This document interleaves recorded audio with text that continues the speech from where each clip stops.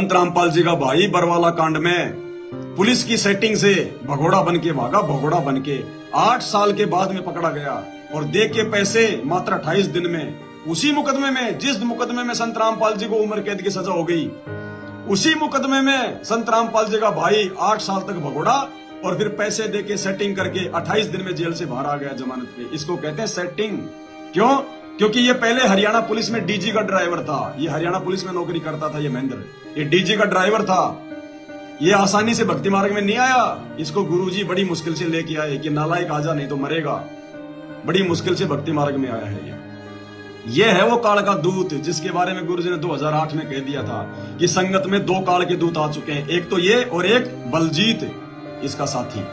ये है वो 2 काल के दूत जिनके बारे में संत रामपाल जी ने अपने सत्संगों में 2008 में कह दिया था कि संगत में 2 काल के दूत पैदा हो चुके हैं, लेकिन उनकी दाल नहीं गलेगी क्योंकि मेरे बच्चे अब सियाणे हो चुके हैं। ये सुन लो सत्संग।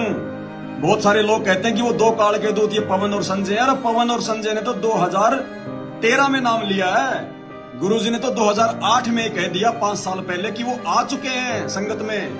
सुनो सत्संग। काल को चिंता होगी है कि ईब तेरी बात बिगड़ेगी। जो आज तक झूठा संदेशा भिजवा रखा था जनता में, अब ये पोल खुल रही है। तो जिस कारण से उसने ये सब कहानी बिगड़वाने की चेष्टा की, लेकिन समर्थ का सरना गहो रंग होरी हो, कबू ना हो ऐ काज राम रंग होरी हो।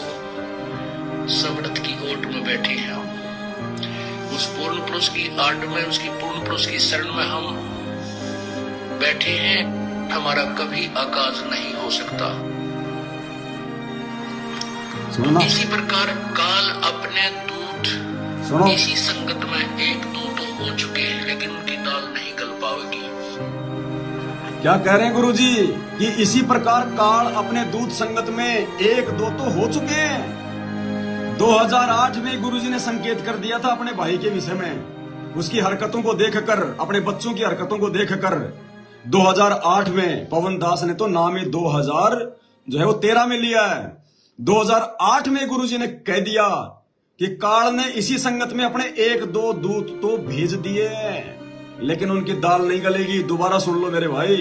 तो इसी प्रकार काल अपने दूत इसी संगत में 1-2 तो हो चुके हैं, लेकिन उनकी दाल नहीं गल पाएगी।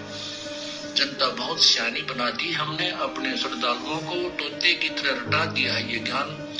अब उन दुष्ट आत्माओं से औरों को भी बचाएंगे और आप भी दूर रहेंगे। अब ये बचाने का काम परमात्मा 7 संगतियों के माध्यम से करवा रहे हैं। उन काल के दूतों से संगत को बचाने का काम 7 संगतियों से करवा रहे हैं कि मेरे बच्चे सियाने हो गए, समझदार हो गए। अरे इस पवनदास की शिकायत लगा रहे हो ना तुम, बार बार जेल में, बार। जरा ये भी पूछ लो गुरुजी से हाथ जोड़ के कि ये परमात्मा, आपने 2008 में जिन काल के दूतों का जिक्र किया था, मालिक उनका नाम बता दो, कम से कम सावधान हो जाए। ये मालिक उन काल के दूतों का नाम बता दो। अरे पूछो जरा, पूछो। इतने ऑडियो वीडियो आते हैं, थोड़ी सी हिम्मत करो। पवनदास के बारे में तो बड़ी हिम्मत कर लेते हो, गुरुद्रोही है, वो है गुरुजी, ये कर रहा है, वो कर रहा है। अरे वो काल के दूत के बारे में भी पूछ लो, कौन है वो काल का दूत जिसका गुरुजी ने 2008 में जिक्र कर दिया? क्या परमात्मा बताएगा नहीं अपने बच्चों को सावधान करने के लिए? पूछो। वो महेंद्र है काल का दूत। महेंद्र ये खुद शैतान है, वो आने वाले समय में तुम सबके सामने आ जाएगा। खुद शैतान है गुरुजी का भाई महेंद्र, आ जाएगा तुम्हारे सामने थोड़े दिनों में, लेकिन रोगे फिर उस समय तुम्हारे कुछ हाथ नहीं आएगा। मोबाइल की बैटरी डाउन है, वरना उसका भी मैं तुम्हें दिखा देता। 1 मिनट देखता हूं मैं। ये ऑडियो सुन लो, मेरी और महेंद्र की आपस की बातचीत है 2 मिनट की, जिसमें महेंद्र ने मुझे फोन किया और कहा कि मैंने सुना है तुम गुरुजी के पास में कोई प्रार्थना लगा रहे हो। तो मैंने कहा कि भगत जी मैं काहे की प्रार्थना लगा रहा हूँ, बहुत समय पहले की बात है ये, 2016 की। तो महेंद्र ने कहा कि गुरुजी से प्रार्थना करने के बाद भी मेरी मंजूरी जरूरी है। ये है काल का दूत, भगवान से बड़ा हो गया। कह रहा कि गुरुजी से जब तुम प्रार्थना लगाओगे जेल में, गुरुजी तुम्हें जो आदेश देंगे उसके बाद भी मेरी मंजूरी जरूरी है। तो बताओ, गुरुजी से आदेश होने के बाद इस 2 कोटि के जीव की मंजूरी जरूरी है क्या? क्या कह रहा है सुन लो ध्यान से। सही। हाँ जी। अमर मोहल्ला बोल रहा था उज्जैन से। जी भगत जी। हेलो। हाँ जी भगत जी बताएं। हाँ कैसे हो, ठीक हो? दया भगत जी परमात्मा जी। वो क्या चक्कर में क्या मैसेज मिल जाऊंगा है भगत जी? मैसेज मिल जाऊंगा क्या चक्कर में देगा हम लोगों को आपको इसमें? नहीं भगत जी पता नहीं, वो आज उनसे नवीन भगत जी से बातचीत हुई थी तो काफी कुछ उन्होंने जो मतलब व्हाट्सएप पे मतलब फैला दिया इस तरीके से, जबकि दास की तो दास ने तो ऐसी कोई गलती भी नहीं की। ऐसा है ना, मैं प्रोसीजर बताऊंगा आपको, ठीक है ना? ऐसे ना उस वापस में इसका काम हो जाएगा सब में। जैसे कोई मैसेज आता है वो गुरुजी के थ्रू मेरे पास आता है। जी भगत जी। तो हम ऐसा करेंगे, सिस्टम बनाएंगे, लिंक आएगा। मैं तो बोलूंगा अभी आपके लिंक माफ करो, बाकी अपने नाम से मेरे नाम से मेरा को दे दो तो वो वापस दर्ज कर जाता हूँ। जी भगत जी। है ना? जी जी भगत जी, मालिक के आदेशों के अनुसार चलना है। दास का इसमें कहीं कोई मतलब इधर उधर का बिल्कुल नहीं है। बाकी आज मैंने आज दास ने नवीन जी को ये कहा था कि नवीन जी देखो मेरा कहीं वो कुछ नहीं है, ना ही मैंने कोई ऐसा कोई मतलब मैसेज किया है मेरे से भगत जी बगैर थोड़ा अगर आपने सुनो, आपने मेरे को हाथ में देखा ना सीएम कबीरा को इस दुकान में उनका नाम आना तो उससे क्या होता है ना, ये नवीन भी करता है हम करवा नहीं भगत जी आप जी बात तो हो गया आपकी दोबारा, ठीक है ना? जी जी तो मैं नवीन को बोलता हूँ भाई वो आपसे लिंक करे और चालू बनाओ, आपस लिंक बनाए दोनों क्या दिक्कत है? बिल्कुल भगत जी मिलके सेवा करनी मालिक की। अब सुनना आगे, मैंने सुना है ऐसा नहीं ना जैसे आप कहते हो मैंने सुना कि आपका वकील का वो मैं इसी बार को दोबारा प्रार्थना कराऊंगा। प्रार्थना के बाद भी मेरी मंजूरी जरूरी है, किसी प्रकार की प्रार्थना हो, उसी का आदेश है मेरे से। क्या कह रहा है ये काल का दूत कि मैंने सुना है कि तू कह रहा था कि मैं प्रार्थना लगाऊंगा जेल में। कह रहा प्रार्थना लगाने के बाद भी मेरी मंजूरी जरूरी है, यानी गुरुजी से आदेश आने के बाद भी इस काल के दूत की मंजूरी लेना जरूरी है। गुरुजी से बड़ा हो गया ये, तो ये कौन है? ये कौन कह सकता है ये बात? ये भगत कह सकता है क्या कि गुरुजी का आदेश होने के बाद में मेरी मंजूरी जरूरी है? ये गुरुजी के भी ऊपर है क्या? ये काल कह सकता है ये बात, दूसरा नहीं कह सकता। दोबारा सुनिए।